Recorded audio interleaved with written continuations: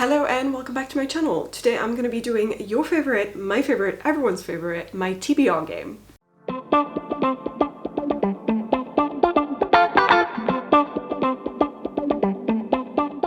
So last month I set myself up to read 5 books with my TBR game. The first one was Anxious People by Frederick Backman and I read it. The second one was Legendborn by Tracy Deonn and I read it. The third one was Daisy Jones and the Six by Taylor Jenkins Reid and I also read it.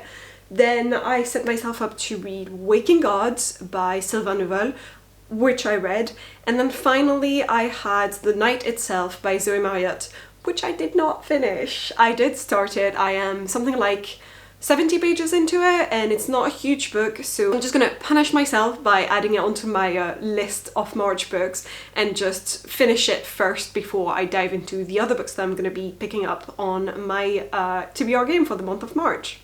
So if you've been here before, you know the drill. If you haven't, here is how I play this. This game is called Books Against Humanity and this is the little design that I did for it.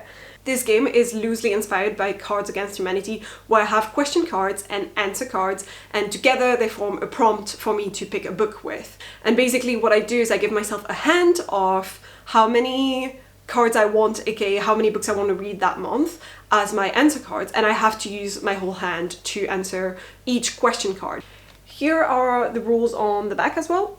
The rules kind of say that as I give myself a hand, I think in this case I'm going to do 4 or 5 books, depending on if I manage to fit in some of my secret TBR books in there. But basically I'll give myself a hand of therefore 4 cards, and if I can't answer one of my question card with my 4 answer cards, then I will swap my hand, but I can't swap just one card, I have to swap the whole hand. And once I've swapped it, I need to use it for at least 1 round before swapping again if I still can't answer the next one. I will also have down in the description a link to download the cards in PDF format if you'd like to play along and just print them at home and cut them out and play this game as well.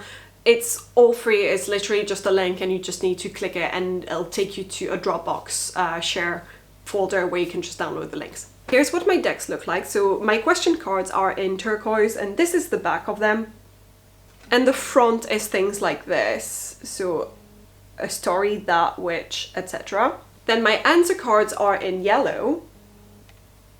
And they have things like has green on it, which could be for if my question card was a cover, that, which. So I'm gonna shuffle these.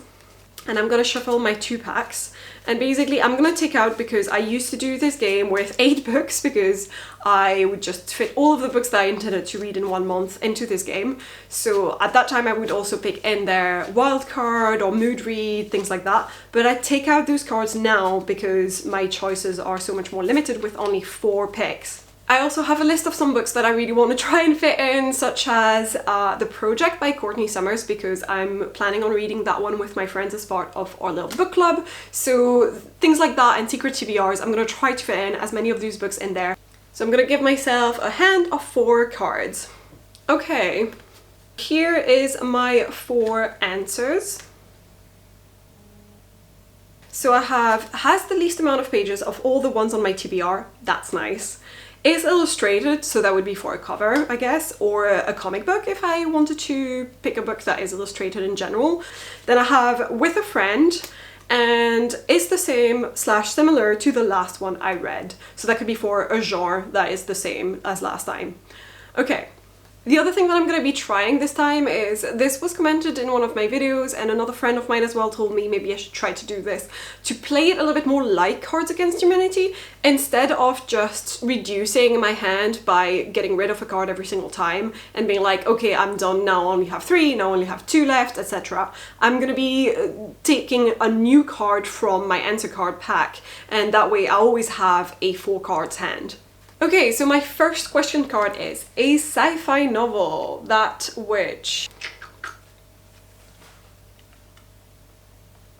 So I'm going to be a little bit loose in the interpretation of one of my prompts, and I'm going to actually say a sci-fi novel which is illustrated and interpret that as that has a cover which is illustrated, because I really want to read this book this month.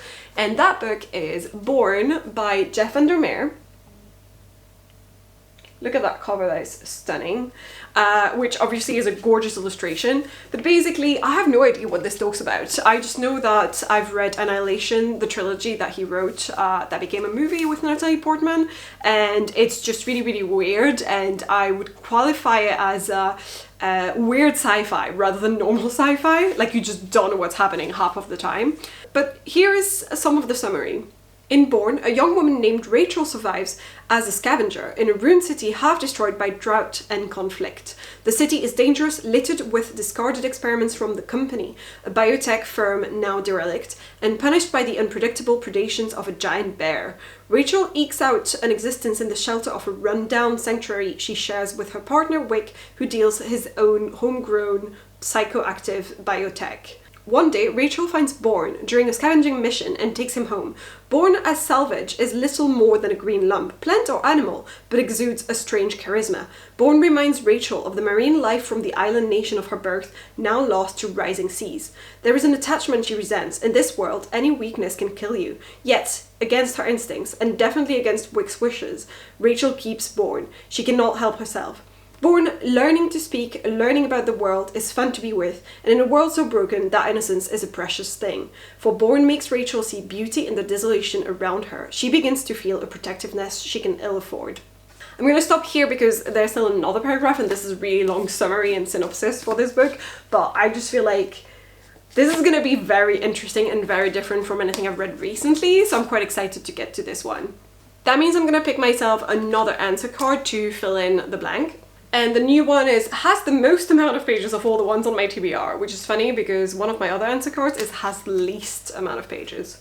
Because I really, really wanted to fit in this book into one of my prompts, and therefore I can explain to you guys it's actually one of my secret TBR ones, I'm also going to pick another answer card, and I'm going to pick a total of 5 books this time.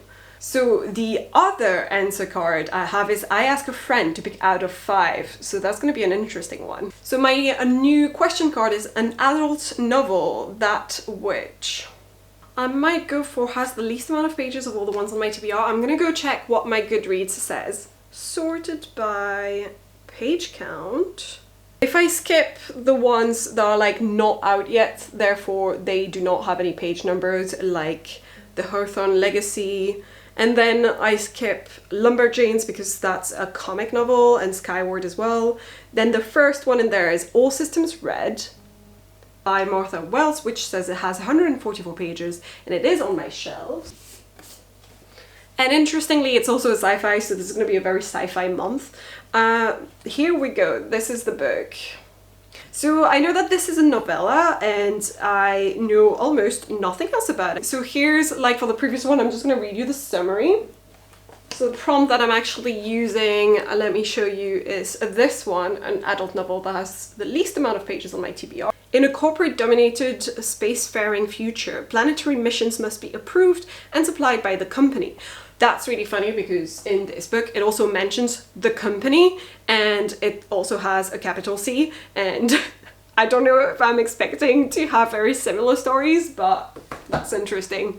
Exploratory teams are accompanied by company-supplied security androids for their own safety. But in a society where contracts are awarded to the lowest bidder, safety isn't a primary concern. On a distant planet, a team of scientists are conducting surface tests, shadowed by the company-supplied droid, a self-aware sec unit that has hacked its own governor module and refers to itself, though never out loud, as Murderbot. Scornful of humans, all it really wants is to be left alone long enough to figure out who it is. But when a neighboring mission goes dark, it's up to the scientists and their Murderbot to get to the truth.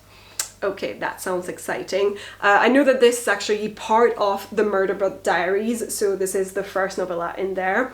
And that a lot of people have praised it as like really, really fun and amazing sci-fi. So I'm excited to read this one. So let me pick another answer card. Has red on it. That's annoying because this one just now had red on it. Okay, next question card. A genre, that which. Okay, that's cool. I can do this because I can pick a genre that is the same as the last one I read. Here we go.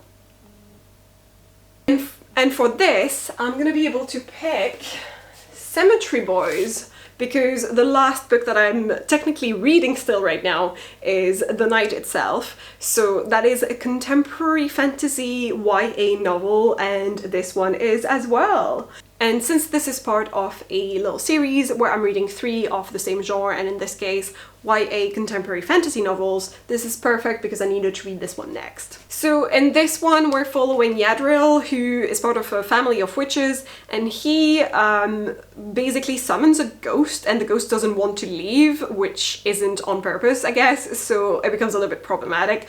But I believe that it becomes a bit of a love story between him and the ghost of the boy that he summoned. So I don't really know exactly what else happens, but whenever I read the summary of it, it's given me supernatural vibes, so I'm really excited to get to this. So that is 3 books. Let me pick a new answer card. Was inspired by the last booktube video that I watched, and then my next question card.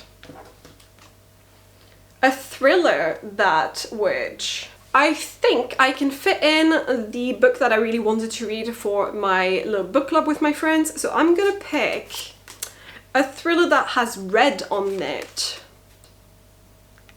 Because the book in question is The Project by Courtney Summers, and it has a lot of red on the cover. So this one is about a girl who basically tries to infiltrate and I think take down a cult who has pretty much taken her sister after she was desperate. And I don't know much else about this, but I love stories that are talking about cults because I think they're going to be very, well, scary and thrilling and exactly what I want in a thriller. So I'm definitely intrigued by this one. And the cover is just so gorgeous that was one of the reasons I bought it immediately as well, because it's just so pretty. So yes, I'm really happy that I managed to fit this one into my TBR. So I only have one last book to pick, so let me pick another answer card for this. And the new answer card that I have has an author whose name starts with the letter ... and this is one I need to randomize. So what is my next question? A cover, that which. Interestingly, I literally just used an answer that would have been perfect for this. What I could use is the ask a friend to pick out of 5. So what I could do is tell my friends, here are 5 beautiful covers, pick your favorite one, regardless of the story. Ooh, so I think I might actually ask my partner, because it's not like he knows any of the stories whatsoever, so he'll literally just pick the most random cover that he actually likes. So this is gonna be my last prompt. And because I really want to work this into my favorite, I'm gonna pick 5 books that I actually want to fit in next month. Obviously I won't be able to fit all of the 5 books in question, but then he'll pick one of the 5 and that'll be perfect for me. Okay, so here's the 5 books that I'm gonna ask him to pick from. I have The Fixer by Jennifer Lynn Barnes. Next I have Such a Fun Age by Kylie Reid. Then I have Crave by Tracy Wolff, which is for a secret TBR at the moment. Next I have Bear Town by Frederick Backman. And finally I have Eleanor Oliphant is Completely Fine by Gail Honeyman. So that's the 5 book I'm going to present to him now and see which one he picks.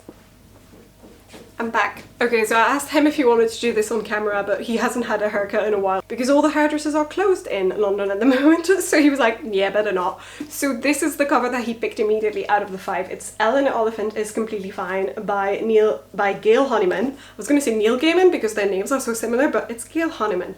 So yes, I'm very excited to read this one. This fits into one of the videos that I want to film that is themed, so it's absolutely perfect. And this basically talks about a woman, Eleanor Oliphant, who doesn't know a lot about social cues and how to work into society the way other people do.